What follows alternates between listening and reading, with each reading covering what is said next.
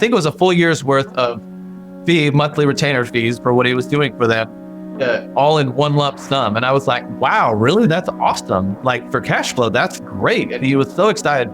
I said, how'd you get him to do that? And he said, well, I gave him a 30% discount. And I said, 30% discount? And I'm looking at the guy's books because we're going over books because it's our quarterly meeting. And his profit margin was 30%. There are strategic, actionable decisions, and those things compound on each other, but there's not a lot of free lunches. And I feel like there's a lot of people playing this game that is like, what you don't know is here's how to, get $100,000 free. And it's like, that's not how any of this is designed to work, really. Next time you want tax advice, call your tax advisor. Right? Don't take it from the guy sitting next to you at the casino. Like, that guy doesn't know your situation. That guy doesn't know anything about you. Hello and welcome to another episode of Second Order Change. I'm your host, Evan Borsier, and today we're going to be talking to my accountant, Jeremy Doorn. Jeremy is a relationship manager at Core Group, the accounting firm who really changed my business and changed my life when I first hired them 4 years ago. Now, accounting is one of the least sexy parts of running a business, especially a creative business. But Core Group has specialized with partnering with people who specialize in the creative side and really helping them take care of the paperwork, the logistics, the tax filings, all that sort of stuff.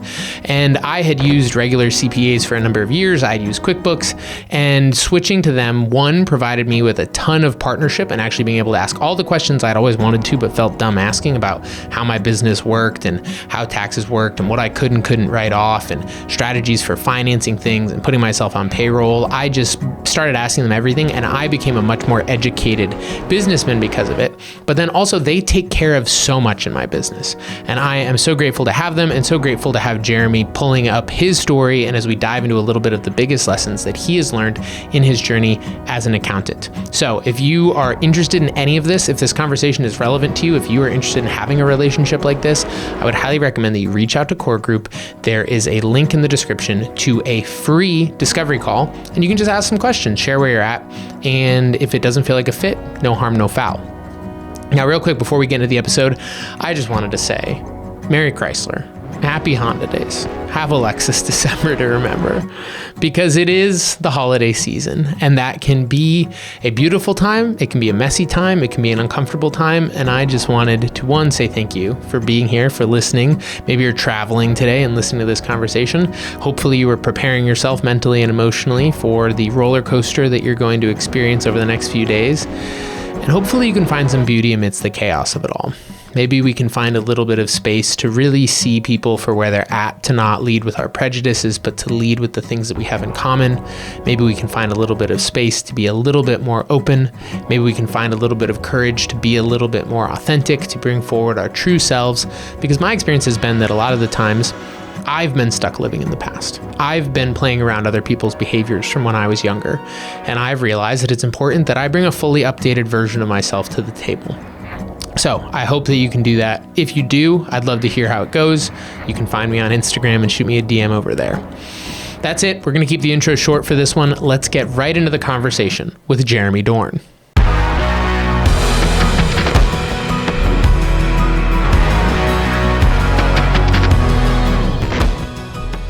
Eight years ago, right before my son was born, I had a mental break. And I don't know. I think it was stress. I really don't know what it was, but it was some sort of, I don't know, midlife. I mean, you can call it whatever you want, but it was terrifying. I would go like 3 days at a time without sleeping. Like, I was completely stressed out. And so I had taken up yoga. And so there's a gym over at my house that had yoga at it and had a gym, but I was just doing the yoga just to kind of calm myself because my mind had just totally cracked. And so I got really into yoga and I was loving it. And then I was doing some workout classes at the gym, but I really wanted to do some cardio. I don't know why. I was just like, I wanted to get some cardio, and I could have got to the gym, but I was spending a lot of time at the gym. And I had two young kids, like brand newborn, and my daughter was 2.5. And I didn't want to spend any more time at the gym than I needed to, because I mean, you can spend lots of time at the gym. But so I decided that I would get up in the morning and I would just run like before my kids got up, and I would start running just as extra cardio. And my experience with running before that was I played basketball and like as a kid growing up. We did PE, like in PE we would run the mile, and I hated it. It was like, oh, this is so stupid. I hate running the mile. Like, why would anybody want to run? This is so dumb. And I had friends that did cross country, and I'm like, running is dumb. Like, the typical thing. Everybody thinks running is dumb. I totally get it. I was there. And so I started running, and I quickly found that like if you run past a mile, your brain, they call it like running high or runner's high or whatever. It's just this, like you get past that feeling of your body saying, you don't want to do this. This is dumb. Just stop doing it. Like, this is not fun. And you get past that and you're like, oh, I kind of like this. And so I was running. I started liking running, and it was this weird feeling. And so I was doing it a lot. I was probably running 6-7 days a week. But I was running like 2 or 3 miles at a time. And then every once in a while I pushed myself, and I'd be like, oh man, I just ran 5 miles. That was awesome. And I was just doing it for myself. It was something I was like, I just did for myself. And like one Saturday, like, what? I wonder if I can go run 13 miles, like a half marathon. Like, all right. So I got up and I went and ran, and I did it. And then so along the way, my hairdresser, she had done some runs before, and I remember her asking me, like, are you going to do any runs? And I was like, what? Like, you want me to go pay somebody to let me run? That's the stupidest thing I've ever heard. Like, why would I do that? And then, I don't know, it was probably a couple of months after that, a buddy of mine from Fort Worth, Dallas area, he called me, and he's been a runner and a biker his whole life. And his wife was like, hey, you should come run the half marathon in Fort Worth. And I was like, I love these people, and I love hanging out with them. So I was like, all right, excuse me to go hang out with them for a weekend. I went and ran that race, the first one, probably 4 years ago, I think it was. It was the Cowtown Half Marathon. And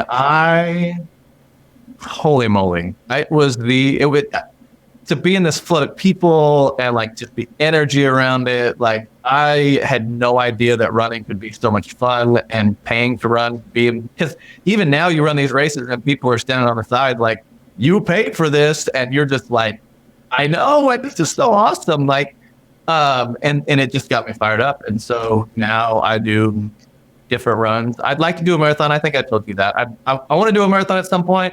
Just feel like I need a little bit more training, and the kids get in the way a lot, in a good way. Like, I love spending time with my kids. So I'll get there eventually. And I know I'll have to go run at a specific speed, but just going from 13 to 26 is like huge to me. But I'd like to do the Chicago Marathon first, I think. Maybe next year or the year after. That'd be super cool. Yeah, I mean, doubling anything, it's definitely a jump. I feel like, though, inside of that, it's interesting. To me, it's such a mental framework thing. Like, even that move, because I had a similar experience growing up with like hating running. And when I came into it, I think the funny, like, simple thing that made a big difference for me was like, oh, you don't have to run to like knock the wheels off yourself. Like, if I was going to go run a mile as a teenager, it's like, we're just dying the whole time. You're basically sprinting. Like, there's no gears in this thing at all. There's no cruising pace. And you are just like dying the whole time. Yeah. And when you go, I was talking to my sister about this recently because she's been on her running journey. And she was like, I feel like every time I get to the end of a mile, my body just like wants to slow down or stop. It's like, oh, you've accomplished something. I was like, I get that. For me, like, a simple mental frame is just go like, instead of using the mile as your marker, use like 30 minutes as a marker or something like that. And then you reframe sort of, how am I moving? What is my effort to actually go do this? And like, I would also love to do a road marathon at some point. I was the crazy person that for whatever reason, ultras felt more accessible to me, because I felt like a road marathon, I'm racing, right? Like, it's still kind of a race. Yeah. And theoretically, I'm mentally strong enough to not do that to myself. But like, ultra is very much like, we're just out here keeping moving. There's no real pace intention. You're walking hills. You're sitting in that sweet spot of like, this is just where I live now. Yeah. But when you see like, I mean, running anything from really any road race distance, if you're running aggressively, is uncomfortable. It's like a mile's miserable. A 5K is miserable for 3 times as long. A 10K is like just long enough to feel like forever, but you don't have to go that much slower. Yeah. And again, it all depends on like your level of how hard are you going to push the red line. But like racing is kind of a brutal experience. Well, it's so I do feel that because I've never taken it as a rate. My kids always are like, "What place did you come in?" And I'm like, "I don't know, like 7,321st. I don't know." But because I never felt that. But like I was talking about, when you get in there, the energy alone, Right. drive like it. You just everybody else is running, and you're just like, "Well, I'm not going to get past." Right. So like, I remember it was last year, the year before the half marathon here in Tulsa. I got to and I usually run probably 9-minute miles or something, right? 8.5-minute miles. And I got to my first mile, and I don't check my watch usually when we're running downtown in the first mile, because I don't want to just I don't love just staring at my watch because for pace, like just not me. Like I'm literally out here to have fun. And I remember it buzzing in my earbuds saying, mile 1, 8 minutes and 12 seconds. And I was like, well, you're going to have to slow down, or you're not going to finish, or you might just die. Yeah. And so you just get this like adrenaline because I never start like running when I'm doing it at the house. Like I never start running that fast ever, but I create races, and you just have to figure out how to pace yourself. And I don't know, some of these races, like the one in Fort Worth, like the courses are just a lot of fun to see. Like it's a party, and there's some people that take it to a whole nother level. I mean, I couldn't believe how much booze was being handed out on these races. Like I had to drink while I'm running at all. And I enjoy drinking, but not while I'm running. But these people, like, they take it to a whole other level. And I think that was just part of the energy and wow, this is a lot of fun. Like everybody's just out here having fun. Everybody's very encouraging. Nobody's out here like I'm kicking your ass. Like everybody's just out here doing it together. Right. And there's only, I don't know what the stats are. I see them every once in a while. Like 1% of people ever complete a marathon or a half marathon. It's like, I mean, that's a pretty cool club to be a part of, right? Like, yeah, totally. And everybody's part of it and just having fun, man. So it's been, I think for me too, it's doubled into like all the kids stuff that we do, which I love, and work and everything else. It's almost become meditative now that it's not like, oh God, I got to get up and run. It's like I get to get up and run, which is a blessing, and it's just amazing to listen to music, be with myself, and just have no cares in the world at that point, right? Yeah. I've got plenty of stuff to worry about during the day, but for like an hour in the morning, I get to just enjoy some music and enjoy some fresh air and hopefully some sun. But yeah, it's just one of those things that's almost become meditative for sure. Yeah. Oh, I totally get that. That's one of the things that I've always really appreciated about it too, is like I almost feel like I can feel my mind unwinding. It's like you sort of like see the thoughts going or whatever, and then it's just like, okay, it's like a really good reset.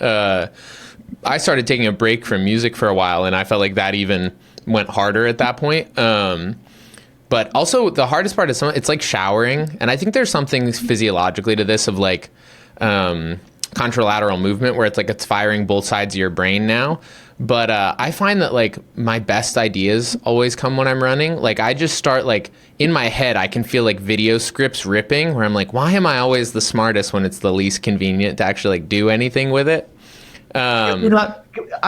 Christian, I think, was talking about this at some point. Like that's why you come up with the best ideas in the shower, because you literally don't have to. There's no pressure. There's just you're just allowing yourself to be creative or free or whatever, and it's you just sit there and you're like, oh my gosh, that's a great idea, and you hope that you remember it by the end, because eventually you kind of just start tuning out everything. But yeah, totally. Yeah. I've started to be more intentional about like actually voice memoing some of that stuff, or just like texting it to myself. Because it is easy to just lose them. But two things that I want to touch on. One is the significance of that personal journey of like your own reference point and the pressure you put on yourself. Like the first 10K that I ran, I was coming back from being 260 pounds. I was like, my goal was to run a 10-minute mile, and I was dying, and like it was brutal. But I remember I went to the St. Patrick's Day race, which was also freezing cold, and like I was internally in go mode. Like I had a chip on my shoulder and something to prove to myself and everyone else. And then it was probably not this last March, but the March before, we came back and did that same race again with friends, and, you know, very different place physiologically and mentally. And similarly, I was like, oh, we're all just here to have fun. And like took it very much from that perspective of like, I'm here, I'm going to cheer for the people around me. I'm going to cheer for the people cheering. I'm going to grab a Jello shot off the sideline because Holyoke is crazy at St. Patrick's Day. And like that ability to, my friend Aaron calls it finding your smile. And he's another kind of crazy, like he did a half Ironman fasted, like he did a 100-miler on New Year's Eve just because he wanted to do it one day. But he's like, for me, it's not really this like find the pain cave thing. It's like you can get to a point where you do this stuff and it's fun. And for me, that's always been like the difference in my own journey with any sort of physical endeavor and endeavors in general is like, if you make it a slog, it's going to be a slog and you're going to hate it. And if you find a way to make it enjoyable and accept whatever that pace is, whatever that experience is for you, like nobody else cares. To your point, it's like no one at the sideline cares whether you're running 8:20s or 9:30s, but all this stuff in our own head, you know, and the adrenaline and stuff's fun. I remember I ran a 5K 2021. This was like peak fit for me right after COVID. I've been training for this ultra and racing cyclocross, and I did a 5K with some friends and just like got sucked up in the lead pack and had a similar thing where my watch goes, you just ran a 6:45 mile. And I'm like, oh no, but held it. That was my first sub 22 5K ever, all-time PR. I'll take it. But I mean, that's one of those like 4 minutes in, you're dying and then you're just holding it for 22, you know? Brutal. Yeah. But I don't know. It's one of those things that if you can find the flow and the joy of the experience itself, like you do get better at it and you do get faster and you can do bigger things. But my own experience with like burnout with it was that I put all these expectations and pressure on myself and I felt like I had something to prove, and it's like, well, now it's not fun anymore. And when you can actually come back to just like enjoying it for what it is, and if you're someone who wants to train hard and that's fun for you, as long as you can keep it fun, then do it. And if you're someone who wants to go run 2 miles a day, like by all means, like whatever. It's 100%. So the thing that I wanted to jump back to though was this mental break. So you said that was like 8 years ago. Yeah, it was brutal. So what was that experience like the actual being you going through that? And two, was there anything going on in your life that you felt like instantiated that, or was that just sort of one of these evolutionary things pulled you back into like using your body more? Like what was going on there? Well, I mean, so but first off, I wouldn't wish it upon anybody to go through it. It was awful. It was like people talk about dark days. It was, and I think so. I had never, I wasn't ever really in shape. Like as a kid, I did sports, all that stuff. I never struggled with weight. I had good genes, so I didn't have to worry about maybe how I looked or like being overweight. As I got older, I mean, I put on some weight, but it wasn't super noticeable, and I wasn't like, but I wasn't physically, I wasn't active, I wasn't doing anything. I was probably drinking too much. There was some cigar stuff in there, so there was nicotine, like all this stuff, and it just kind of all came to a head. I remember it. It was like this weekend, my mother-in-law was up here. My wife was 6 months pregnant. I had a 2-year-old who was awesome, but we were trying to potty train her and everything else. And I just remember one weekend, my heart started kind of beating real fast. And I was convinced that because I hadn't been to a doctor in like probably since I was in high school or something, right? Like I didn't need to go to the doctor. I was never sick. It was fine. And my mind convinced myself that I was so unhealthy that I was having a stroke or like I was not going to wake up. And so like your mind is a super powerful thing. And so that weekend I kind of hid it from my wife, and I was like, you'll be fine. Just turn this off, you'll be fine.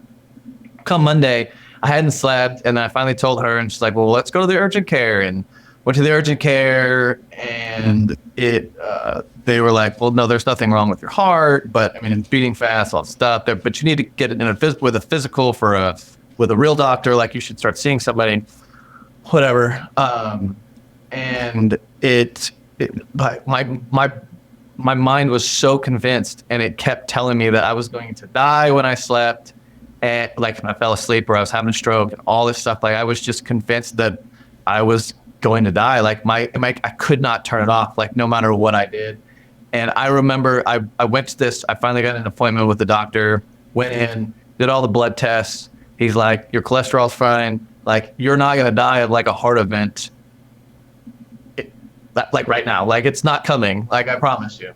And even then I was like, I can't turn it off. And so I tried melatonin. It didn't work. I would just not sleep, and I would be awake all night staring off, just like, I want to go to sleep. And then it snowballs into this, like, I want to go to sleep. Now I'm worried about going to sleep. So all day I worry about going to sleep. So then when I go to sleep, I'm so wound up, you can't go to sleep. And so then clearly snowballs, right? And I remember distinctly this doctor that had taken me on, and I was wearing him out. I kept calling him, asking him for like horse tranquilizers, like, give me something that's going to make me sleep. And he's like, I'm not doing it. And I remember one day I was at Walmart going in, and I remember getting out of the car and getting on the phone and being like, dude, I did not sleep last night. Like, you're going to have to give me something. Like, give me something. And he goes, you know what I want you to do? I want you to go home, and I want you to run around the block, because I guarantee you, if you tire yourself out, you will go to bed. And I was like, whatever. So then that night I went home, and I ran probably twice around the block, which I'd never done before.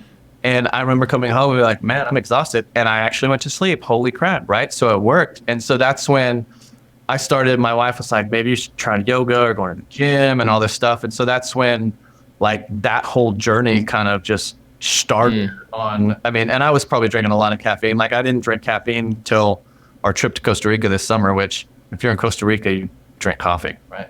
But I hadn't had touched caffeine for 8 years because of all that. Like, it completely would terrify me. Like, if I have caffeine, I'm not going to sleep. And so it just kind of started that whole thing. And that's where I ended up getting into yoga, and then the whole running thing. And yeah, it was awful. It was probably almost a month long, like, trying to get myself to, and I think it was a matter of, like, I had stopped drinking, stopped the nicotine, and like, I completely shocked my body. So I think that made it even worse. Was like, not only was I freaking myself out because I knew I was super unhealthy and I had super unhealthy habits, I was also shocking my system into just quitting all of that, like, now. So it just it made it a lot worse. And it wasn't fun. And you just and then you just kind of come out of it on the other side going, all right. And yeah, and now that's why I say, like, the whole running thing, it's just now a habit. Like, I just can't, like, if I try not to do it, I just don't even feel normal, because I need that. I need the meditation. I need that escape to just go be away an hour or whatever. Yeah, I totally get that. I went through a similar thing probably about 2 years ago now. And like, for me, it was similar, just like crazy racing thoughts, lots of, like, I would describe it as like existential fear. That's sort of like, am I going to die? What's going on? Lots of confusion. And I thought I was going to die. 2, I thought I was going crazy, which is weird because it's like, you don't want to tell anyone that you're going crazy, right? Yeah. And like, was really just wading through all of these things. And I sort of, at this point, view it from more of like you could say like a spiritual or mythological perspective almost, where it's like, I feel like there are these times that, like, you do just have to, like, burn stuff off or look at something, and it's like your body and mind are kind of telling you, like, hey goofball, like, it's time to face stuff. Yeah. And then it keeps yelling at you until you look at it, whatever the thing is. And maybe it's something as simple as like, hey, we have to look at our health habits. For me, it was like I had a lot of resentment that I had to release from the last few years of work and like ways that I had shown up in that. But this almost like purging process, it reminds me of when people talk about like ayahuasca trips and stuff where they're like, you're just kind of like puking and screaming and then you feel way better at the end of it. But it's like you have all this just like under the surface stuff. And a lot of that does like live in your physiology and your nervous system. I was just talking to a friend yesterday who's a coach, fitness expert, exercise physiology guy. He works at the University of Louisville, I think. And we were just talking about how like there's a lot of like current mainstream scientific messaging, which can be super valuable. And he's like, I'm a big science guy, but also like there's parts of your system that are pre-verbal even, it's like there's the parts of you that are reacting to things when you're a kid before you learn how to talk. Like they're not using words and rationality to interact with that experience. Yeah. They're feeling things, they're expressing things. And then at some point that like verbal part of your mind can sit there and just start being like, shut up, everything's fine. We're going to be okay. But that at some point that like deeper part of your nervous system almost just bubbles back up and is like, hey guys, like we've had stuff we've had to say for the last 20 years and no one's been listening. And it does kind of feel like you're dying. Like it's a very weird experience to go through. But then that experience, at least for me, of like, sometimes going into like just like fits of sobbing over nothing that I could figure out. And you like the emotional wave comes and then it sort of blows over and you re-regulate and you're like, oh, I'm good now. Like I'm not good, but I'm better than I was. And it almost felt like venting a lot of this stuff and then going like, okay, I'm at some new level of organization and how I show up in my being. Like I feel like there's more clarity I have on what I'm doing and not doing with work, how I'm showing up in my relationships. So that's part of why it's interesting to me, I guess, is because those, this is talked about forever, right? It's like the dark night of the soul, even in like Christian and Catholic traditions, that it's like, this is a thing that we go through. We don't culturally talk about it anymore. Now everyone thinks that they're falling into psychosis, but it does also seem to be a natural part of the human thing. And it's interesting. I mean, one, just like glad that you made it through that, but interesting too, that like coming through that, you came out with this new aspect of yourself, right? And like running and yoga and having to manage your energy and mental state, and that actually is like its own gift and new skill that you get to carry forward from that. Yeah. I mean, and then I don't really live with a whole lot of regrets in life. It's just not, I just don't really like that. Wasn't raised that way. I do wish I would have taken up running when I was like 20. I don't know what kind of fit I'd be in now. Yeah. I am glad that I've taken up. The other thing that I noticed too, which, and maybe this is the part where people don't talk about it, is like I was going through this and you feel like I'm the only one that's ever gone through this and what the heck's wrong with me? Like I am going crazy. Why am I going crazy? What did I do? Like, why am I going through this? And then the second you start telling people what you're going through, they're like, oh yeah, man, I did that. I went through that same thing like 2 years ago. You're like, what? And like, it felt like everybody I knew, when I finally told them what I was going through, they were like, oh yeah, no, I went through something similar. And then they tell you that story and you're like, wow, this is really something that people go through. Like this isn't just something completely out of the blue, right? Because that right. felt like it was very lonely feeling. It was very like, nobody could understand what I'm going through right now. And then you finally tell somebody and they're like, oh yeah, totally went through that like a couple years ago. And it's like, oh, all right. So I'm not super crazy. Right. Yeah, totally. I had that similar experience where like the other way I would describe it is like, it really, at some point I feel like I just accepted it, but I was like, it felt like a metamorphosis where it's like, the caterpillar goes into the cocoon and they actually like fully dissolve themselves before they become a butterfly. And I was like, I'm just going to let myself get dissolved at this point. Like, this is just where we're going. But I remember I called my cousin Jordan one day because I knew he was open to some of this stuff. He felt like a safe person. I was like, dude, I don't know what's going on. Like, I just feel like I'm dying. I have all this like existential dread. I don't know what I'm doing. And he's like, how old are you? And I was like, 29. And he's like, yeah, that's an end of your 20s thing. He's like, it'll blow over in like the next year. And I was like, huh. Okay, that's both terrifying and comforting, and I guess we're just going to keep riding this. But yeah, it is a thing. Yeah, it's not a fun thing, but it is. Like I said, I think it's what came out of the other end of it was so much better than what. I mean, it was going to happen. Right? So I'm glad that it happened before my son was born. That that's good. It also, I'm just glad it happened when my kids were super young, and I'm just glad it happened. Like I said, I wouldn't wish it on anybody, but I am glad that it happened because it has made me a way healthier person, but just much more. You just have an appreciation for being happy and being optimistic, and when things are good, they're good. Totally. Yeah. Yeah, it's like a form of contrast therapy almost, where you're like, okay, now that I can like remember how that was, it almost resets all of your like appreciation for the things that you were taking for granted in a lot of ways. Oh, for sure.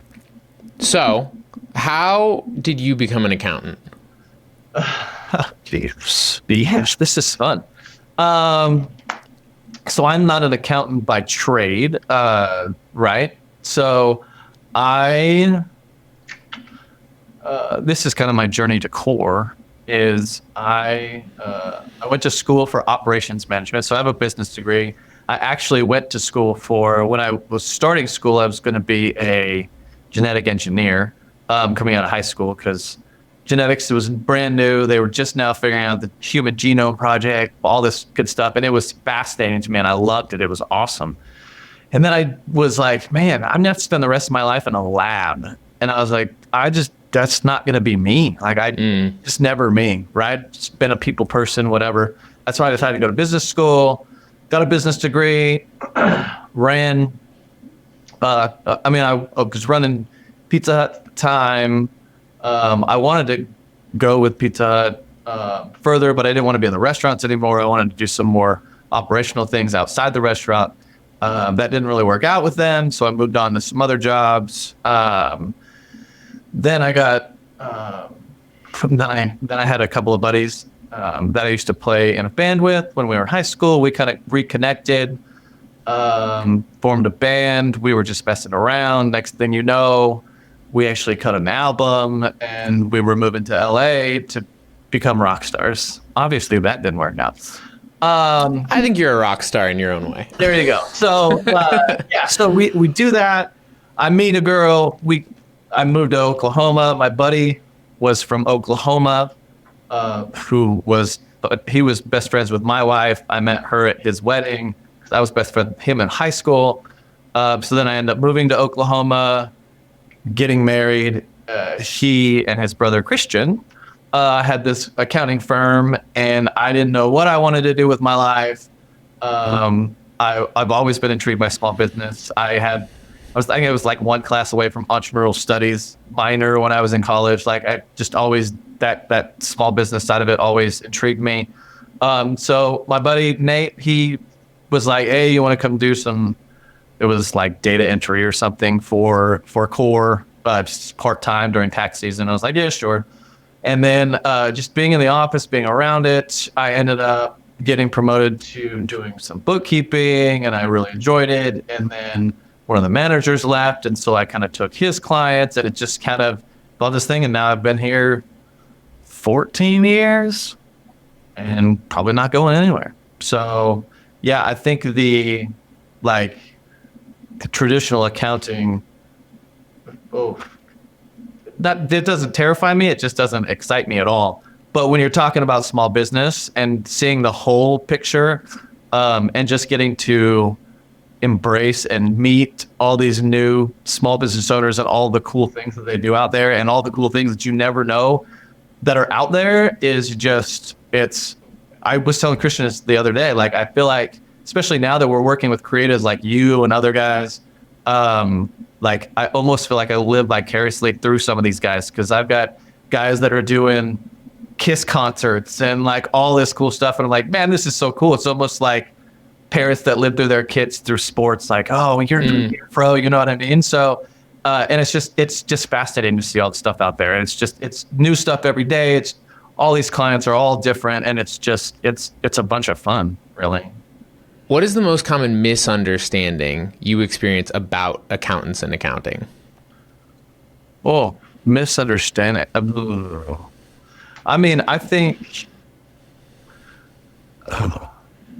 for most accountants, the traditional adage of like being boring and not being very good at communication and all those things. I think none of those are very far from the truth for traditional accountants. That's why I think core and working here and being who we are has just been that much more fun of a ride, because it's not that stuffy, like accountants speak type thing. Like, I just don't even know that I can't even talk the accountant speak, so I'm not even going to attempt to do it. And just being more proactive with clients and just really actually engaging them and wanting to have conversations, wanting to be asked questions. Like, your typical accountants just don't do that a lot. So I don't know what it is for traditional accountants, because like I said, I've never really worked in a traditional accounting office. It doesn't sound like a whole lot of fun. Yeah, that totally makes sense. Right. Yeah. And that's what kind of intrigued me here, was like just working here as just data entry, like just seeing all the stuff that was going on, the conversations that were being had. It was like, this place is awesome, because I'm taking accounting courses in college. Like, I mean, that was not a problem, but it's like, man, this isn't like, oh, we're just going to talk about accounts receivable or accounts payable or like whatever. Like, there were real conversations about business and what people were doing with business. And it was fascinating. And I was like, man, I think I could do that.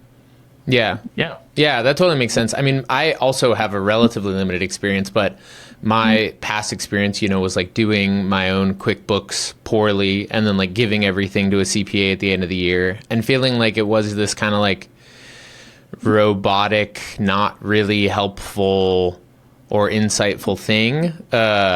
And like, it always just felt a little bit like I didn't know what I was talking about and they knew what they were talking about. And that was one of the biggest things for me when I did make the switch to core and, specifically working with you, because we've been doing this for almost 5 years now. Is that right? Was it January 2020 or 2021? Trying to look that up beforehand. It was either 2021 or 2020.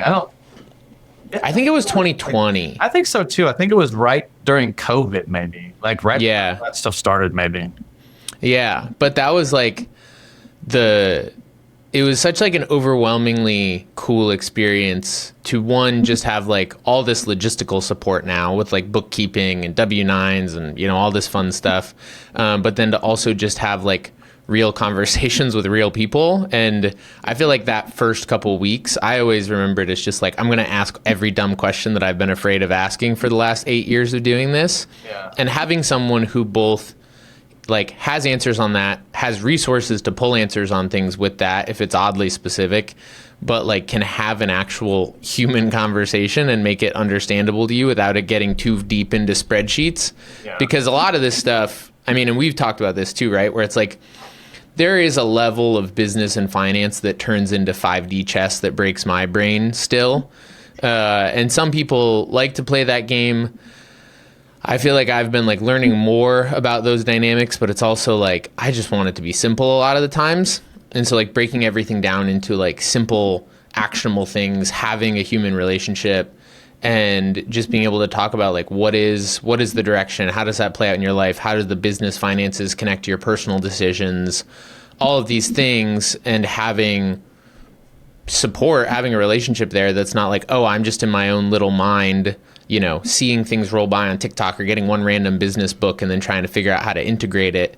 The actual just like anxiety management, even of also having someone go like, actually, you probably don't have to worry about that. And just being like, okay, I'll just like check all this stuff off the list has been super helpful. Yeah. And that's one of the things, I guess, so I'd be curious how you would present this, because sometimes people will ask me like, oh, what does core do? Because like I have someone who does my taxes, and like I usually go through like one, generally just like being available for any like business and financial conversations. They take care of all my like bookkeeping. I don't really look at any of that or touch any of that. Sabrina emails me 2 or 3 times a year with a question that's like, hey, what the heck is this random transaction? Yeah. But for the most part, it's like, that's all taken care of. Payroll stuff gets taken care of. Taxes are taken care of. I'm like getting, P&L sheets and all this sort of stuff. We have quarterly check-ins, which are quick and minor for the most part, like helpful, but not a big lift. That was another thing I was talking to someone about recently, was like, there's very little babysitting involved. It's very like, I feel like you guys are so proactive with everything And so it's like, if there's something that I'm needed for, we talk about it. And if there's a question that I have, you're available for it. But it's a pretty low overhead relationship overall. And then it's like, and then everything just keeps moving.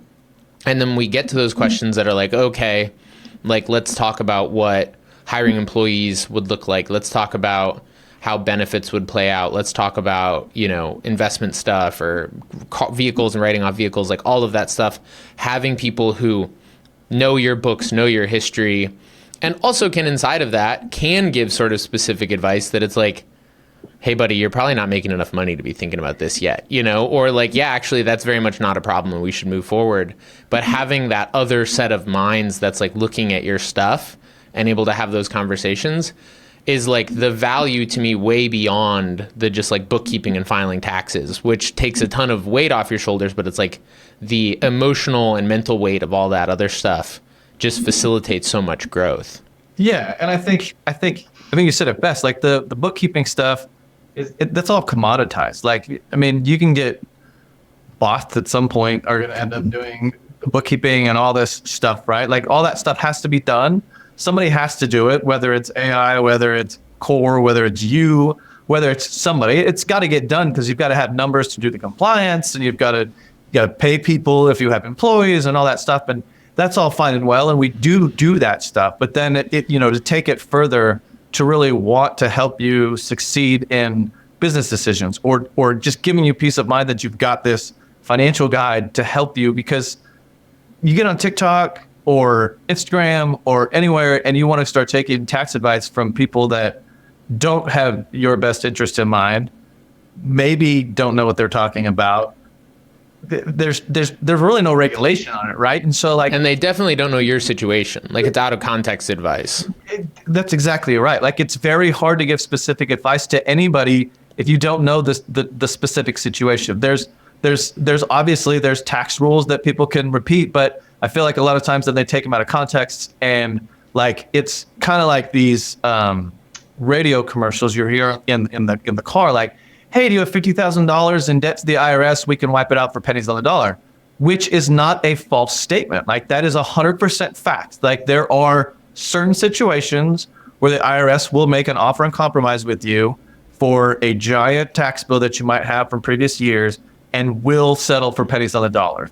But you can't own a house, you can't have retirement, you can't have a job. Like, you really can't have anything and not be able to pay that for them to actually get that offer and compromise to go through. And so while it's true, it's not going to fit every situation. And I think that to have somebody that you can just call on, set up a meeting with, ask questions, all of that stuff, knowing that you're going to get advice that's first tailored to you and advice that you can trust, is huge, because you're not having to go search for it, right? Like, you can do your own bookkeeping, and then we've had this conversation, like, you could do your own bookkeeping, but how much time are you wasting, and how much is time worth to you? Like, if your time is very valuable to you, then yeah, do your own bookkeeping, have fun.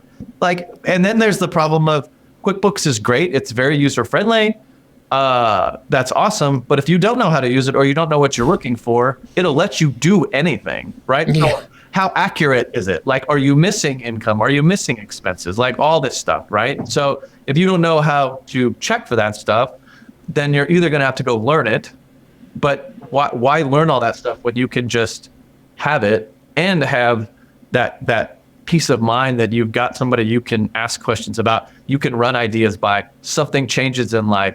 Okay, well, let's discuss how this is going to affect us. Like, we know this. I don't have to go search online to figure out how this particular event is going to affect my life. We can just have that conversation, right? Run different, projections and everything else to kind of see how this is actually going to affect you. And then you can make decisions based on that, rather than, well, this guy says this guy says this, and maybe it's somewhere in the middle, or maybe none of it's true. Like, what's actually true out there? There's so much stuff out there. There's just no. I had a client that she had a bunch of W2G, so gambling winnings, right? That she'd been winning at the casino. Well, she didn't want to bring them to me, so she kept postponing her tax return, because the guy that she sat at the blackjack table with told her that she was going to owe a whole bunch of money when it came to tax time. Did she call me and ask me? No. Could she have called me and asked me? Yes. She didn't. So for 6 months, she wouldn't bring me her tax return stuff. When she finally did, and we did her tax return, she was getting a refund. And she was like, oh, well, and I was like, so next time you want tax advice, call your tax advisor. Right? Yeah. Don't take it from the guy sitting next to you at the casino. Like, that guy doesn't know your situation. That guy doesn't know anything about you. So don't take tax advice from somebody that doesn't know your tax situation. Right. And then and then I had another client that called, and it was more on the investment side of it. And it was kind of a conversation around when to put money in, but he had been watching all the stuff on TikTok, and I kind of talked him off the ledge. We talked about his situation, and like we got him on a better path. And he's like, well, thanks for doing that. I guess I won't watch that stuff. And I said, listen, I don't really care if you go watch this stuff on TikTok. It's a matter of being able to see through the stuff on TikTok, or at least take it with a grain of salt that whatever you see on TikTok or Instagram may not be fact. Now, you want to take it and come ask me about it. I would much rather you do that than go and take it as fact, go make a bad decision, and then come to me and go, well, I saw this on TikTok, so I did this. And I go, well, that wasn't true, right? So even if you want to do the TikTok or the Instagram stuff, that's fine. Well, some of it is true. And like I said, a lot of it is probably true. It just doesn't potentially apply to you, or it's not as helpful as you think it is. So having some sort of financial guide or advisor for you is great. Like, it's not a matter of just, turning that stuff off is probably a good idea. But again, sometimes it's just one of these things like going to the fair. Like, it's great people watching. Like, it's fun to watch that stuff. I get it. You just have to be able to take it with a grain of salt, or at least have somebody that you can run it by and be like, is this legit? We've had these conversations where you'll find people that have ideas, and it's like, does this apply to me? Should I do this? Like, okay, let's have that conversation rather. Yeah. I feel like a big one that I've seen and was a conversation that we had is, it's like the car one is a really popular social media one lately. And whether it's like Grant Cardone talking about, oh, I lease my Rolls Royce because I can write it all off. And it's like, well, yeah, but you're still paying for all of it. And can't you really write it all off? Because it's supposed to be an actual justifiable business expense. And you get into this whole world of guys pulling, I wouldn't even call them gray areas. You could call it a gray area, but I feel like there's a lot of just clear stretching of the verbiage. And then you go say wild stuff online because it gets you attention.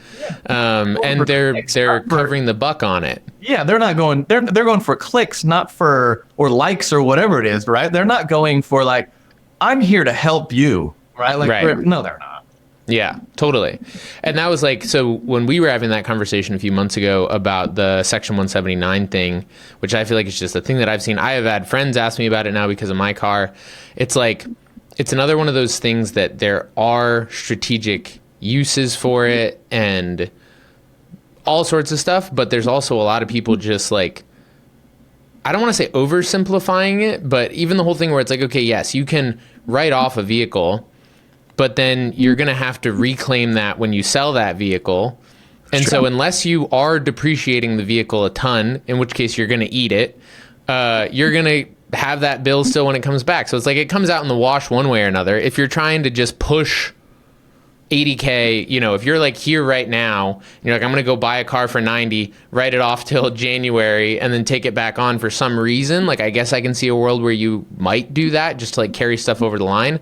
But outside of that, there's not a lot of, there are strategic, actionable decisions, and those things compound on each other, but there's not a lot of free lunches. And I feel like there's a lot of people playing this game that is like, what you don't know is here's how to, get $100,000 free. And it's like, that's not how any of this is designed to work, really. No. And I think, the other side of that is, whether it's cars, whether it's equipment, whether it's whatever it is, going to spend money just to save on taxes is not a good financial decision. Right? Like you could go buy $50,000 worth of paper and stack it up and be like, yep, $50,000 on paper is an office expense. Well, but did that make sense? No, you would save you didn't save $50,000 in tax. You lowered your income by $50,000, but was that a good use of your money? Like, and that's where the car thing is okay, that's great this year. We write off a whole entire car this year. What are you going to do next year for a deduction? You're going to buy another car? Like it's just this cycle of I buy a car for a write-off. Well, then next year it's like, oh, I have no other write-offs. I'll buy a car. Okay, but you're having to trade it in, then buy another car, and then then you're paying it off, right? And then if you finance it, even worse, because now you're financing it. We've written it all off. Now your cash is going out, paying for it, right? Well, none of those payments are tax deductible, right? Never tax deductible. So now you're creating additional income because you don't have that depreciation expense of writing off the car. Now you have income, now you have taxes, but you have no cash for it because you've been paying for the freaking car, right? And so if you're buying stuff just for taxes, it's a terrible idea. If you're gonna buy equipment or assets, they're assets for a reason. They should be making you money, right? If we're just buying cars, just to buy cars for a tax write-off, I don't know that that's the best use of your money because first off, a car depreciates the second it goes off the lot, right? We all know that. Like it depreciates by however much, thousands of dollars. Why wouldn't you put money either into a retirement account that's actually growing, right? You're going to go buy a depreciating asset that's not making you any money. Sure, if you're in the right business, maybe it's making you money because it's driving you around, all that stuff. Like you make that argument that it's making you money. Sure. I think those cases are few and far between, right? But like, so it just doesn't make a whole lot of financial sense to spend $1 to save 40 cents. Right. You know, something that's depreciating. I mean, you guys in your business, you guys buy equipment all the time, right? So like you guys are buying lenses and cameras and all this other stuff, right? Well, that stuff depreciates, right? So it eventually depreciates down to nothing if you keep it for long enough, right? And so like you could go buy 6 cameras and we could have this great tax write-off and just write them off, but they're just gonna sit there and collect dust, depreciate into nothing. You're not even gonna be able to turn around and sell them for very much in like 5 years. And they would have done absolutely nothing except provide a tax deduction. You might as well pay the tax on it. Right. Totally. Right? Well, and I feel like that's where more paying the least amount of taxes, but in a smart way. Like there's just no reason to go buy stuff to buy stuff. Right. Well, and I feel like that's another one of those things where, you know, there do seem to be levels to this stuff sometimes. And it's like, okay, there is a level, there's that Jeff Bezos, Elon Musk level, which probably carries down pretty far below that tip of the spear, but you're talking about, you know, 1%ers, half of 1%ers, where you can get into all sorts of weird games with foundations and trusts and stocks and debt, and you can functionally appear to make next to nothing, but you have, you know, just this like massive multi-million-dollar net worth that's growing. But if you're not in that position, that's a dumb game to play. Like to just try and spend all your money and show zero income is like, okay, have fun getting a house, have fun getting business financing, have fun with your interest rates on everything. Like it's not necessarily a net benefit. If you're using debt strategically where you're out leveraging the interest, like great. But I feel like there's a lot of that stuff that's just like people aren't fully taking the time to just like understand it, and then you're just doing stuff and you're just creating a ton of net drag on the system actually in the name of like saving money, and you're just throwing stuff in a million directions. And if you actually come down and like focus in on something and get strategic about it, then it's a whole different ball game. But like writing your income down to zero, I feel like is a common misguided goal that I hear, especially from like early and even mid-level like people in these sorts of lines of work. Another one I was curious your take on is I'm still surprised how many people I talk to save like 30% of gross revenue for taxes.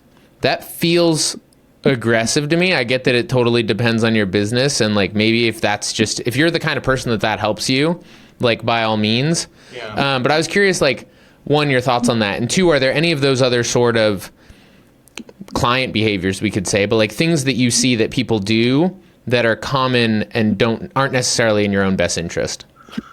All right. So the 30%, I don't know. That seems really high, like you said. And I don't know where people get that number. Everybody that I've ever really encountered that saves like that.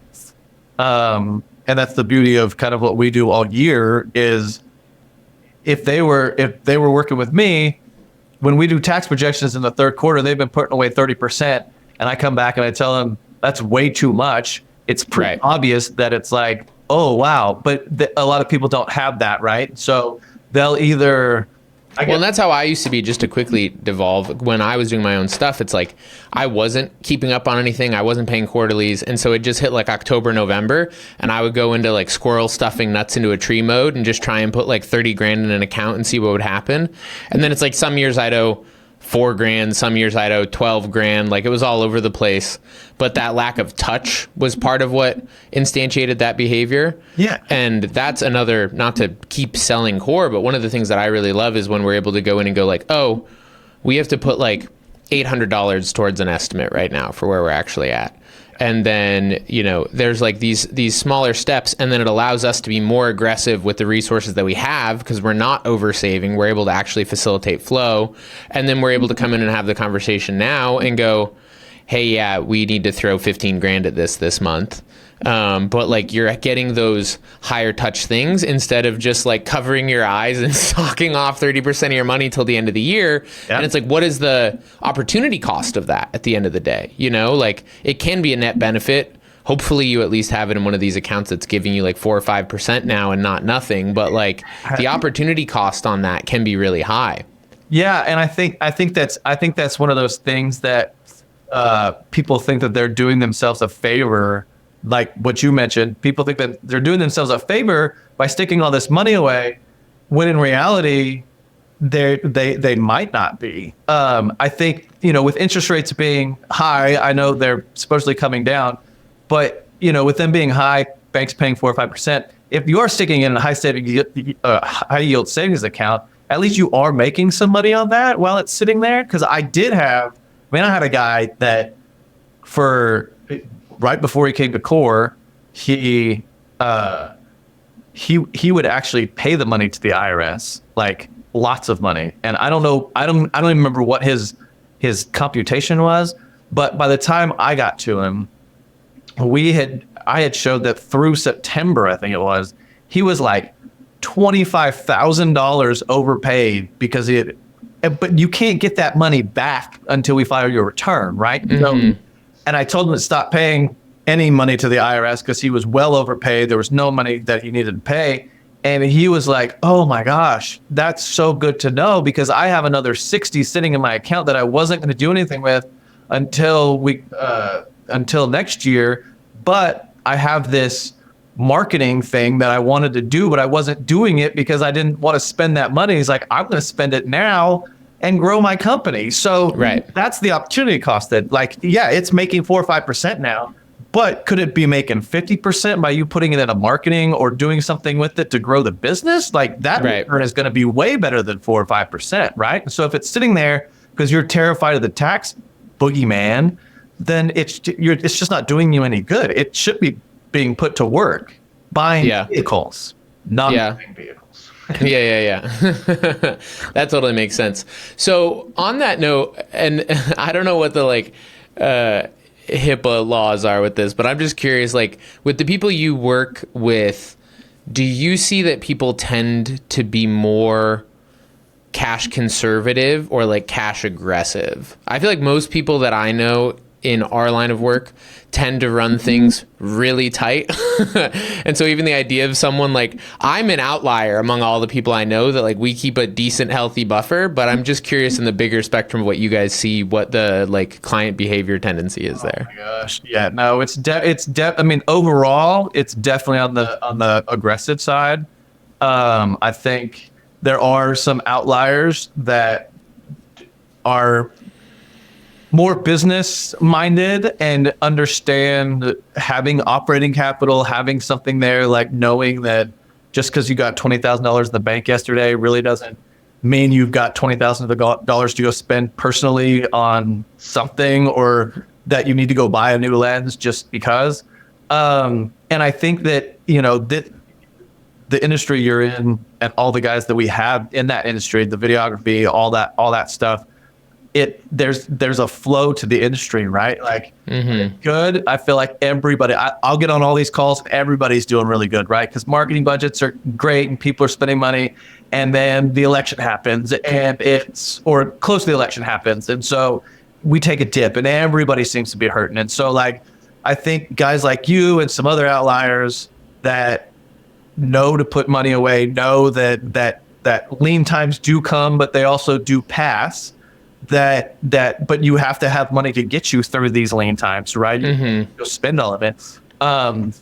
Those guys tend to not freak out as much, and it doesn't affect them near as much. But I would say on a whole, especially because of the way the industry works, people are aggressive. And I think I tell clients this all the time, if someone could come in and solve that cash flow issue for all these guys that are not great at it, they would be a bajillionaire. Like they would be very wealthy, because it's a hard problem to solve. I mean, it's because the cash flow thing, you could solve it at the individual level, but I think it's because when you have a downturn and you're not getting paid, even if you had money there, that's fine. But then once you start working again, you guys all do like 60, 90, 120 days. And so you're not even if you start working again, you're not going to get paid again for like 60, 90 days. Right. And so like it ends up being even worse. And that's that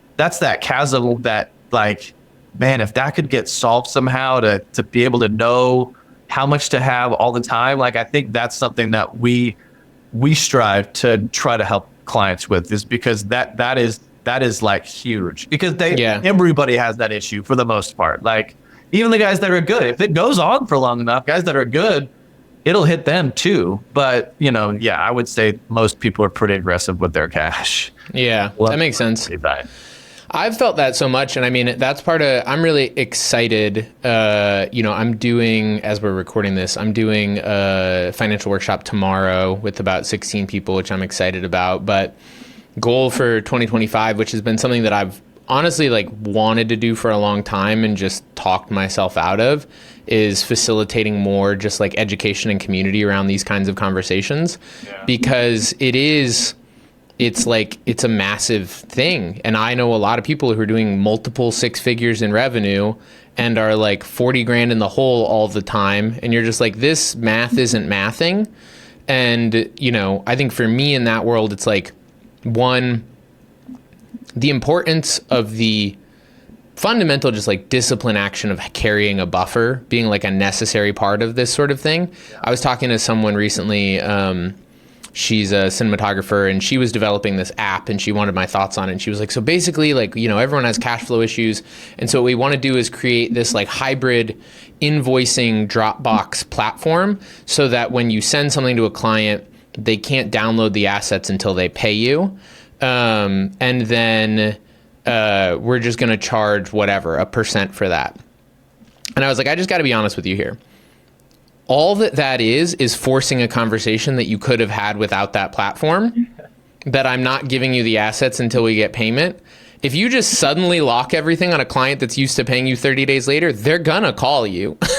You're going to have the conversation. And so many of these systems, again, it's like I see it even inside of like when we were using Wave or Honeybook, a lot of these like payment processing platforms, you can get like same day deposits for 1%, but now you're paying that 1% on the front end on everything. And so it's like if you just had the buffer to float the 3 days for the regular deposit, that actually adds up, to $1,000, a couple $1,000 at the end of the year, and all these little compounding death by 1,000 tiny cuts things that are going on, where now you're having to finance things you maybe wouldn't have to finance otherwise. You're paying interest on things that you don't necessarily have to. You're paying you're carrying credit card balances over, and like all of those percentages are really adding up.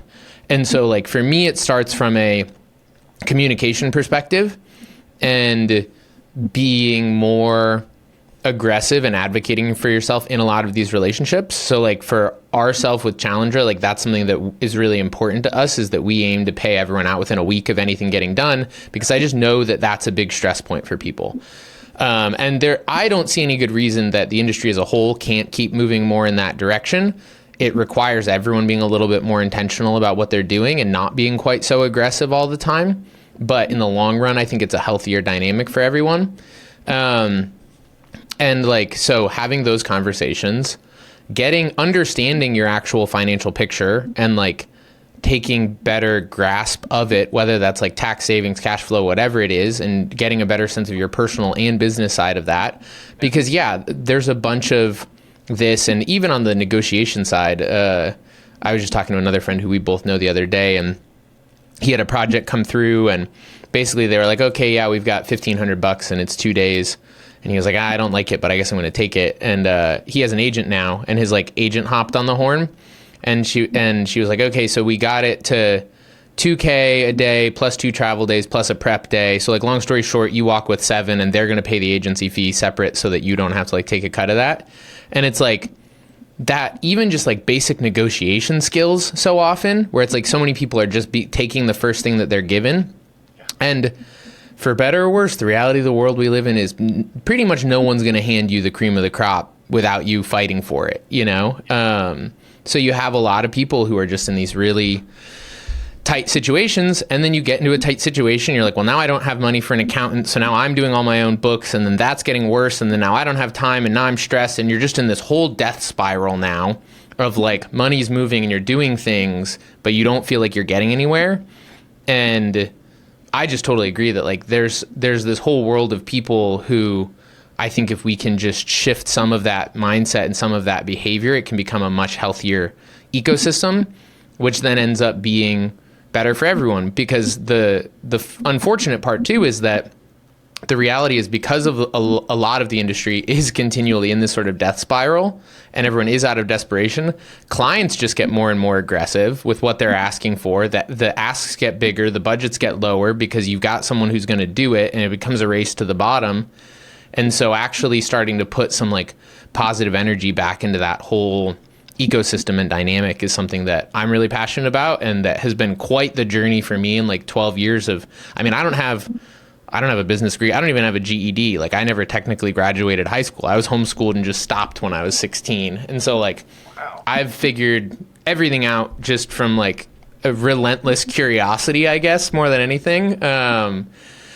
But I'm really excited to continue to just like have these conversations, because so much of it is a black box for no good reason. You know, it's like, it's things we don't talk about. I've made the joke with you before, but it's like, I always feel like the financial side of creative businesses is like sex when you're in the church. It's like everyone's doing it and everyone's convinced they're doing it wrong and no one wants to talk about it. And like, but everyone's doing it on some level. Yeah. Yeah. No, I think so. The point you're making about like the race to the bottom as far as pricing goes, like that really is something I feel like people don't value their time, like, because they're just going to take anything because they're in a bad spot, and it is a death spiral for not getting what you're worth. And of course, well, and it just reminds me of the story that you told me in our last call about your client who signed the like 1-year retainer or whatever. And it's just like, it's not, I don't even know that that's desperation. It might be a little bit of desperation and just a little bit of lack of like business financial fluency, but like those sorts of things happen constantly. Do you mind telling that story briefly? No. Yeah, no. So I had a client, and this was not out of desperation. I don't think he was being desperate from what I could tell, but he called me. Oh, well, we were on our call, and he was so excited that he had done something that he thought was awesome.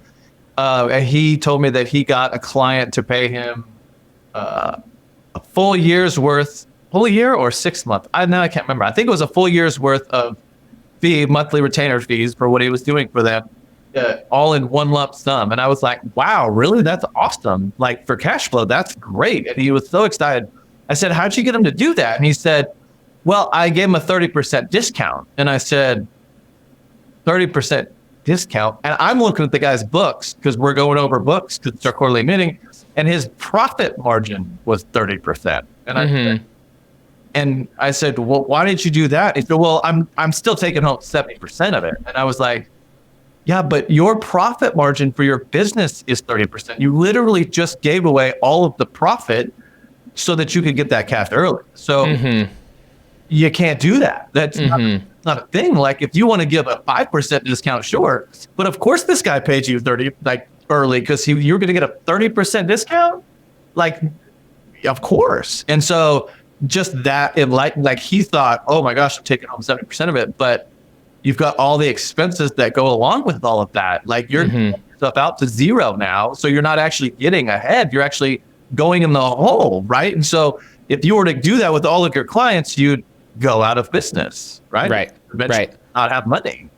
I had a conversation with a producer a few years ago through Instagram where I was just talking about budgets and rates and paying people well. And he was sort of like, oh, well, the money doesn't exist. And I was like, the money does exist at the end of the day. And like how people are advocating for it. Like a lot of the times my experience is that even on like the production and agency side, people are over promising and under budgeting, and then they tie their own hands and then they pass it down the line. But his defense to me was like, oh yeah, well, me and my buddies had this music video production company, and we did $1 million in a year, and at the end of the year our profit was zero. And I was like, that's not a problem with anything other than how you guys are running your business at the end of the day. Like that's a problem in expectation management, that's a problem in scope creep, there's a million ways that can play out.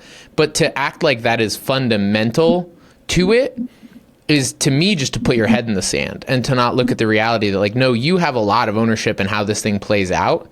And if you're just going to lie over and say, oh, like if you're going to go resell Frappuccinos for sticker price, like, yeah, it's not a great business to be in. You're just a pass-through entity. And I think that's one of the funny things is like, again, there's just a lack of literacy where a lot of people are just functioning as pass-through entities and think it's a business. You know, it's like, oh, well, I'm booking people and doing stuff. And it's like, but you're not even covering your own fair market labor rate. The business has no actual margin on it. And like, if you're in year 1 or 2 and getting your feet under you, that, you know, that's a part of the thing we can all go through. But like at some point, you have to start advocating for things to be different. And until people start speaking up about that and doing things about that, it's not going to change. But the reality is that it can also change really quickly. And like you change a few little things. And I mean, we've been able to do a lot of projects in this last year that were like 50 to 70% gross margins, which are aggressive. And part of the reason it's aggressive is because we are still utilizing me in a lot of ways, which saves us a lot of costs. But it's like, even getting to that point where as we're scaling, it's like, I don't see any reason we can't maintain 30 to 50, if not more. But like, there's a lot of intentionality that goes into what are you taking? What are you not taking? How are you handling those relationships? How are you structuring those deals? And that's one of my like pet peeves personally, is I'll see a lot of people and they'll ask like, what's industry standard? And I go, that is the least relevant question, because most industry standard things are garbage for somebody, and it's probably you. Somebody's putting the butt end of that industry standard, right? Right. Like, if it's been driven to the bottom, the industry standard is crap. Right. Yeah. Exactly. And so it's like industry standard, you know, in retail is minimum wage. Is that your aspiration? You know, in industry standard, you can say industry standards net 60, and like, sometimes it is. And like, you know, one of the other benefits of like, if you can get yourself out of the death spiral, you can get to a point where you can just deal with net 60 because you have the cash flow and you have the capital and it doesn't matter. Right. And that's what some of these big businesses are actually fishing for. I've heard of bigger corporate accounts that are actually basically like requiring people to have, what was the number I'd heard? It was basically to have like 1 or 2 years of cash on hand, because they were like, we don't even want to get involved with people who are going to go out of business, because so many of these things just like pop up. We invest a bunch of resources in a relationship and then they go under. And so like they're also sometimes intentionally putting pressure on, like, if you don't have the money to float this for 60 days, I don't know that we should be doing this anyway. But like, that's its own thing to navigate inside of that. And again, that doesn't mean that you have to go do a bunch of net 60 stuff, but like, how are you taking that information into where you are and using it to continue navigating forward instead of getting yourself stuck into a death spiral? Yeah, for sure. That's interesting to me. I hadn't heard about that. Like, you need to have money so that we know that you can float this stuff, which is always, it always intrigues me, because it seems like the guys that are floating it are the guys that don't have the money. Yeah. And the guys that are wanting them to float it are the guys that have the money, because they're being floated by these small guys. 100%. I mean, that's one of the crazy things. Early on, I was doing a decent amount of work for ESPN, and the segment of ESPN that we were working with, I don't want to talk with a broad brush because ESPN is obviously a massive entity, but we were doing some of this stuff, and they had producers, but you had to go through Disney paperwork, right? Because like all the vendor paperwork to be a Disney vendor, and they didn't want to do vendor paperwork for everyone on a given production. So they'd hire you as a DP, And at the time it was whatever, like I think I was getting like $1,000 a day to DP. And then they'd want you to float sound and food and travel and all the other things because they just wanted you to be a point of contact. They didn't want to pay any sort of like production fee or margin on it. And they just wanted you to be a pass-through entity. And it's like, I'm not floating 40 grand to make 3 grand. It's just not worth it. And so like, I just walked from those things, but that's like, it's another brutal position to be in. And it's a thing that you just don't have to do at the end of the day. Like people may ask you to do it, but that doesn't mean that you have to do it. Yeah. But if you keep doing it, they're just going to assume you're doing it. And I think for it's just become this industry standard that that's how it works. And I mean, if it doesn't have to work that way, then let it work some other way. Right. 100%. Don't do it. You got to float 40 grand to make 3 grand. Yeah. Like, you're not a bank. I know one of our friends who shall remain nameless has told a story. I got to see if he can come tell some of these stories on the podcast, but I think he did a Golf Channel thing and he ended up, I think he had to like take a loan out from family or something to make this project happen. But I think that he floated 90 for 6 months because they kept like just waffling on like some of these AP departments are also brutal where they'll just run you in circles forever. Yeah. But like just brutal. And then it's like, and again, now you're paying interest on your loans that you did to get the job and there's no actual margin in the job. And like, and the company's walking with, you know, they're sitting pretty at the meantime, like Golf Channel's not hurting, I don't think, but there's a lot of people who just aren't putting their foot down on things. And it is crazy. You know, back to the idea that it's like people will say, oh, the money's not there. I've found that the more that I've been able to increase my own like literacy and increase my confidence in those conversations, you know, we had a client conversation a few months ago, project came in, it was one of these things that's like kind of already running, you know, like the boat's already running and they're sort of just like, you're going to do it. And it's like, okay, cool. And I kept having to pump the brakes on like, hey, we need to talk like scope and budget at some point. So we have like a few calls, like, okay, yeah, can you send us a scope? And I was being probably too aggressive with it myself. I think I was tied into the sense of like, well, we're already this far into this thing, which is its own problem.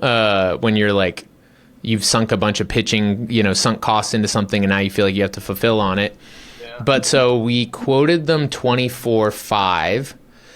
And they came back and were like, oh, I don't know if we can swing that. Let me go talk to some people. And then they came back and they were like, yeah, we really need to be at 15. And I was like, okay, I'm just going to walk at this point. Like, we just don't have to do this. But I ended up sending this email, which I don't know that this is advice I would give, but this is just what happened where I was like, here's like 24.5 is aggressive. The budget for this should probably really be 35 given what we're asking for. And I was just like, here's why 15 is fundamentally impossible. Like it would just be a giant loss. And I sent them like, here's, you know, location costs and whatever else. I sent that email one night fully expecting to just walk from the project. Yeah. I wake up to an email that just says we can make 35 work. And 35 was my throwaway, that's what it should be number. But someone actually said, hey, no, I don't want to hamstring this. Let's do it right. And at that point, like we never had another budget conversation again. They were just like, you tell us what you need and it's going to go great. But it's like, you never have that conversation and now you're doing everything for 15 and, you know, now you're just in this loop and it's like, it's a brutal cycle to be in. But the simple act of just like speaking up and having some basis for where you're coming from is, I find, such a rare thing that a lot of clients actually do end up respecting it and being like, back to the thing where it's like, we don't want you to go out of business. Like most people don't want to be abusive. They don't even necessarily know what they're doing. And so like when you can understand it and speak to it, it's crazy the exponential impact of that. You know, a few of those conversations, a few of those relationships over the course of a few years quickly turns into a couple $100,000 that you wouldn't have had otherwise. Yeah, for sure. Well, and you know, if you're just is there any harm in asking? Like, there's no harm in saying, listen, I just can't do that, rather than saying I can do that and I guess I'll just eat cake on it. Like, what are you, like, why are you doing that? Right. And then the other thing is, like, going back to the floating the money, like if you're floating $90,000 for 6 months, what about all the opportunity costs of doing other stuff that you're now having to pass up on because you don't have any cash to do anything? Like, you can't start anything new. Right. right? Like that's not scalable. Like you can't go do other stuff while you're waiting for $90,000 to come in while you're paying on a loan to X, Y, or Z, right? Like there's nothing you can do in that meantime. You're just sitting on your hands like, well, just wait till that money comes in. Oh, you want me to do something for you? But I don't have any money to do it. Right? Or Yeah. try to borrow more, or you're just, I mean, it's like a never ending cycle. Yeah, totally. That's brutal. So I have two last questions for you. Okay. First is, what do you have any general advice for when someone should start looking at putting themselves on payroll? Yeah, for the S Corp thing? Yeah. Yeah, I think if you are netting, and we're talking bottom line net income after expenses are paid, if you're netting $40,000 or $50,000, that's always been my number. Like once you're there, it's time to start looking at it. That doesn't mean necessarily you do it because you might make 50, but maybe next year you think you're going to make 30. I don't think there's a perfect time. But yeah, once you're starting to make 40 or 50 every year, it's time to start looking at becoming an S Corp, because below that, it doesn't really make any sense. You're not going to save enough on taxes with the additional expenses of having to do payroll and all the other things that come along with that. And you're not going to save enough money to overcome the tax savings that you don't really have below that. But once you get above that, it makes sense for sure. Okay. Yeah. And a few quick things that I would throw out from my own journey and just like concerns originally with that was like one thing that came up for me was, like I do have a cash flow fluctuating business. Like what if I don't have money for myself on payroll? How does that go? What if I make more money? Like, am I stuck just taking my salary? What happens to the extra money? And so that whole thing of understanding, one, the ability to like pause payroll, which was a thing that we did beginning of this year. It's like cash flow had slowed down and we were getting back into kicking. And so it was like, okay, we're going to pause payroll for a little bit. And that's a thing that you can do. And then also realizing, to me, it's kind of the silly ticky-tacky thing of it where it's like, okay, so I have this like thing that runs through payroll and comes out, but I can also still just like still do the transfer money from my business account to my personal account, and it just gets tracked as a profit distribution. And I think in my head, that whole thing was going to be way more complicated than it actually is. And in experience, it's like, okay, we have a few things. It's all set up.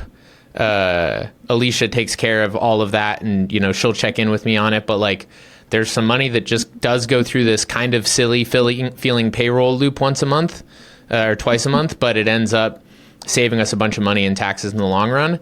And my quick understanding, tell me if this is correct, is that the reason for that, if you're unaware, is that when you are not on payroll, you're paying self-employment tax on all of your income.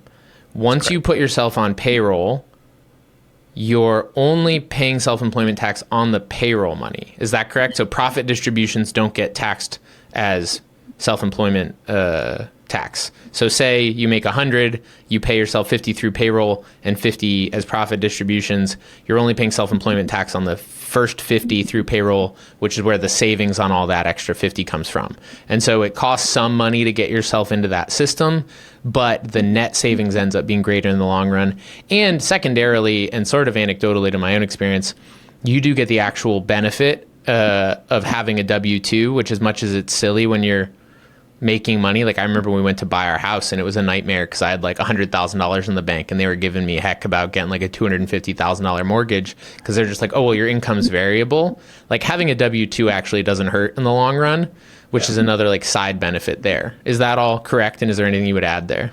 No, I think that's correct. I think also with a couple other clients that, when you get on that salary, it also gives you that feeling of, it's a feeling of like being paid for the work. And so like get a little bit more buy-in. It becomes more of an official business. Like there's all those feelings that kind of, okay, well, this is real now. And so like I have one guy that he's determined how much he needs, like he knows how many days a month he needs to work to be able to make his payroll, to be able to, so he doesn't have to turn it off, right? And so, yes, we can turn it off. Like that's all a bunch of different things you can do.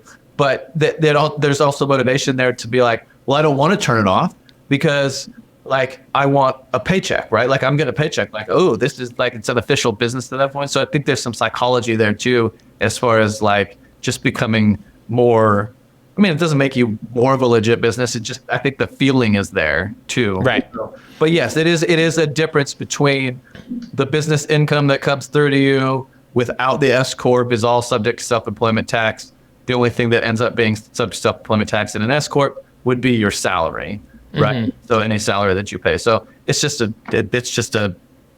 the difference in that we end up saving in tax. That's why I say, I mean, if you make $30,000 profit in a business and then you pay yourself a $30,000 salary, you're not saving any money. You're paying $30,000. You're paying tax on self-employment tax on $30,000 regardless, right? So anything below that, like, because the IRS says a reasonable salary, right? So anything below that, I don't know that a $10,000 salary is a reasonable salary for anyone. Right. Like nobody can live on $10,000. I mean, some people can, but most of the time that's not very reasonable. So that's when that 40 or 50 number really comes in. Is that's when it starts being, at least we could claim that that's a reasonable salary. Right. And that's where that first year that we did this, I remember you reran the sort of AB on like if we had done it all as like a just sole prop DBA versus the payroll thing. And if I remember correctly, the tax saving margin on that was 15 grand in the first year. Does that sound right? Yeah, I don't remember exactly what the numbers are, but yeah, I mean and the cool thing is that it's $15,000 that first year, but if you think about it, it's $15,000 every year if it's exactly the same numbers. But if your company's growing, as long as you don't give yourself a raise, which that's debatable on whether or not you should, whatever. But if you don't give yourself a raise, you don't raise the salary, so that self-employment tax stays the same, but your business income grows, you're just compounding on it, right? So you're just continually saving that money. Right. 100%. So that brings me to my last question, which is, when should someone hire a bookkeeper, accountant, accounting firm, like making the jump from QuickBooks and either TurboTax or having a CPA to working with someone like Core? When do you see that tends to make sense for people?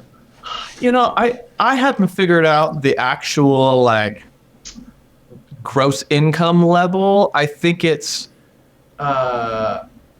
you know, once you have, I mean, I think it makes sense to have somebody doing this stuff for you. Well, I mean, once you have a business bank account and if you're doing 100, 150, I've got clients that are doing probably less than that, but I would say anywhere from 100 to anything above that is probably, you probably have enough transactions that need to be accounted for that you don't need to be working on. That, I would say anything above that. Like that's a really hard question because like some people, I mean, if you really feel like it's taking off, then I think it should be as early as possible, right? I mean, if you plan on just having a side gig and you're going to make $50,000 or $70,000 gross every year, and it's just going to be this little thing on the side, then it would just be a matter of, well, do you want to mess with all that stuff on the side? Mm-hmm. But if you have a business that you're trying to grow, that you want a financial guide on, I don't think the gross revenue really matters. Like if that's what you're really trying to do, I think the earlier you can do it, the better numbers you have, the better decisions you can be making, because that's the thing, is it's all about making decisions through business, right? You're just constantly making decisions. Well, if you don't know where you stand as far as taxes, or if you've made any money, or like this $15,000 for you, is that actually going to make me any money? I don't know. You said you needed 35, but could the 15 make me money? If you don't know your numbers, you don't know anything about that, you got to have somebody that's helping you with that. Right. So totally. Always. And I feel like that's the point, even to your earlier point about the payroll thing, I think less so than like a pure gross revenue or profit number. My perspective would be like, if you are looking to do this seriously, whether you are a freelance photographer or cinematographer, like if you're looking for this to be your full-time income and you have expenses against it. You know, I guess there's some people who are really just in the world of like, they pretty much just get labor payments and they don't really claim anything. And like, that's a different thing. But like, if you're in that world of having expenses, having revenue, and you want to start taking all of it seriously, the exercise of engaging with someone, of looking at your books, the exercise of having payroll, the exercise of even, you know, working with you guys was also when we started to integrate Profit First into our banking system. And so like looking at accounts and just starting to take more seriously, what does this cost me? What is this making me? Because there's a degree of that accountability to yourself and to another person in there that's like, yeah, it's going to end up costing you a couple $1,000s a year. But the simple accountability of that for yourself and being able to say, this is what my goal is, and having someone to talk to about that and putting systems in place, even if it is a minor net drag that first year, that it's like, oh, I could have saved a couple $100 doing this myself. You're putting these things in place, which, as you say, as you grow, are just going to compound. They're going to help you understand your business. And in the long run, you know, by the time you're 80, it's like that stuff, to your point, it's the difference between still being broke and being a gajillionaire, really, with like exponential decisions like that. Well, yeah, you think about the client I just told you about. Like if he didn't have somebody he was working with, and he had just started his company and he decided he was going to give everybody 30% discount for paying early, that company would have never made it to 6 months. Mm-hmm. Right? So like, that's why I say, like, I think you're dead on when you say, if you're wanting to take it seriously, I think you've got to get all this stuff set up as early as possible, whether or not you have income, right? Like, I think even if you're trying to start a business, a lot of times people who try to start businesses, well, their startup costs. And I think if you're going to try to take it seriously, one of the startup costs is engaging a financial partner that's going to help you get your bookkeeping set up, do all this stuff, maintain it, monitor it, all that stuff. I mean, if you're not going to take it seriously, yeah, I don't think you necessarily meet somebody. But if you really want to take it seriously, it's about building that foundation, right? I mean, we all know the foundation story from when we were kids. Like, you build it on sand and it's going to fall over, right? So if you build a solid foundation, it's only going to do you better in the long run, right? So I think you could probably go to countless number of business owners that have gone through and not done it early enough and made bad decisions, and ask them what that cost them. Like, what did it cost you? Did it cost you $3 or $4 grand? Probably cost them more than that, depending on what the mistake was, right? And so it's going to cost you either way. So just, do it. If you want to do it seriously, do it the right way from the beginning. That's it for this week's episode of Second Order Change. I wanted to say thank you to Jeremy for taking the time to come on. Thank you to you for listening this far into the podcast.